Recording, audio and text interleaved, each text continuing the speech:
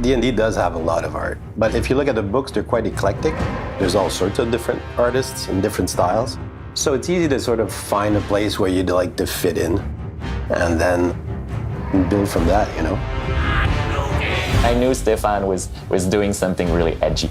Then that kind of brewed inside his head until he went to defend the artistic direction at Wizard of the Coast.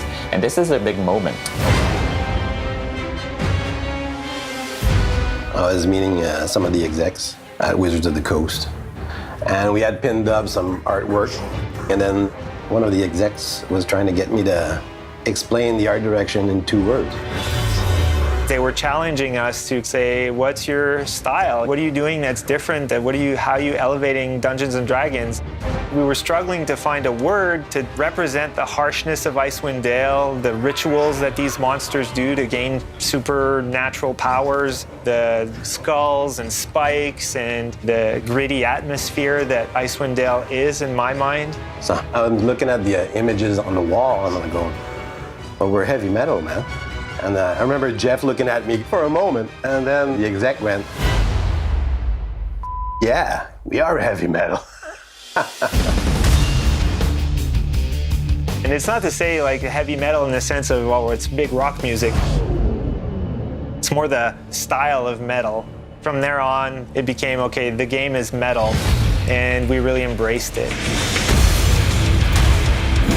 Stefan has a lot of charisma. He can get people to just join him on stuff. I think that's what happens there. He was convinced from that moment that's what we have, the metal artistic direction, which I entirely love, because that means you can do edgier monsters and edgier characters.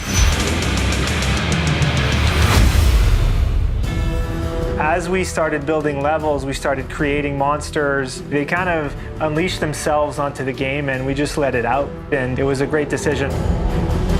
That makes it exciting gameplay-wise. The way that the game is built, each set of missions that you'll play has one showcased monster that is the baddie for that set of missions. Let's say it's a Verbeeg mission. They took over the Dwarven Valley because they like to eat dwarves.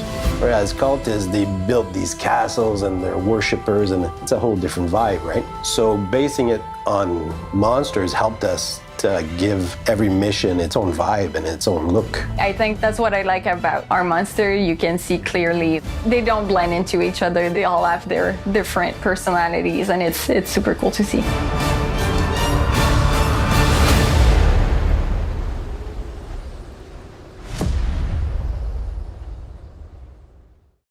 PlayStation